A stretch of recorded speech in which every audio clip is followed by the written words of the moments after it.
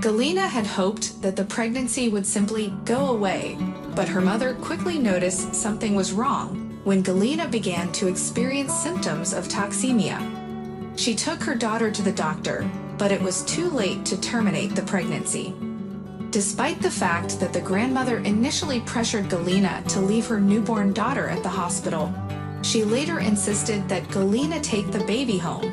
However, the grandmother showed little affection towards her granddaughter, and Galina often blamed her daughter for her own failures. When Varvara was 3 years old, Galina got married and was relieved that someone had taken her and her daughter in. However, her new husband was not fond of Varvara, and Galina sent her to live with her mother. Galina soon gave birth to her son Sergei and became more focused on him. Varvara was rarely invited to visit her mother's house due to her stepfather's disapproval, and Sergei also disliked his sister. He complained to his father that Varvara had broken his favorite toys, and as a result, she was no longer allowed in the house at all. The grandmother struggled to care for Varvara on her own, especially financially, and Galina offered little help. Whenever the grandmother asked for assistance, Galina would remind her that she had not wanted to give Varvara to the state, and therefore it was her responsibility to take care of her. The woman realized how fortunate she was to have kind neighbors who were always ready to lend a helping hand. As the woman's daughter grew up, she trained as a nurse and even learned massage therapy to assist her grandmother in her recovery after suffering from a stroke. Years later, Galina remembered her daughter only when her husband brought his bedridden mother to live with them in the city. Galina called upon Varvara and her own mother to take in her mother-in-law, explaining that she had other obligations, and her husband was not pleased with the smell in the apartment. When Varvara refused, Galina created a scene and made hurtful remarks, forcing Varvara to physically remove her from the premises. The stress of the situation proved to be too much for the grandmother, and she passed away peacefully in her sleep.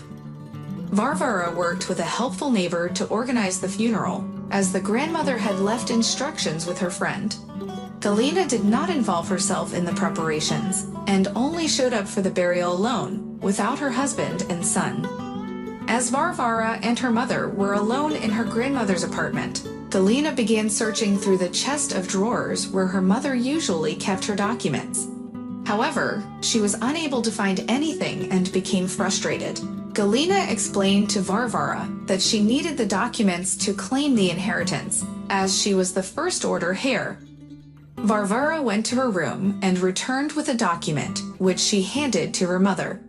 It was a photocopy of a deed of gift, revealing that the grandmother had given the apartment to Varvara a long time ago.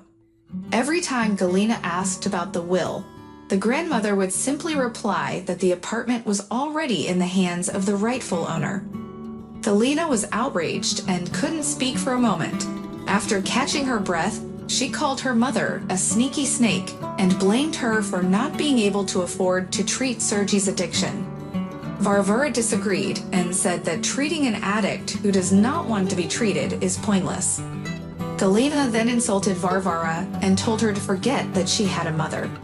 In response, Varvara calmly replied that her grandmother had raised her, and she had almost forgotten about Galina.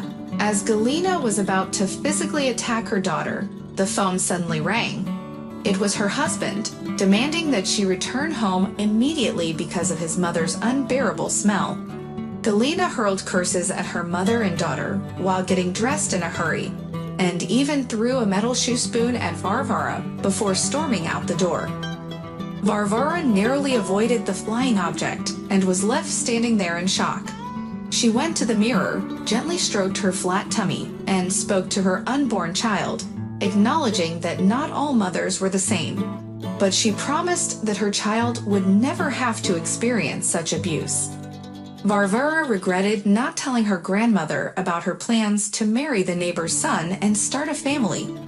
She knew her grandmother would have been overjoyed and had always spoken highly of her future son-in-law. Varvara had been waiting for the perfect moment to share the news, but now it was too late.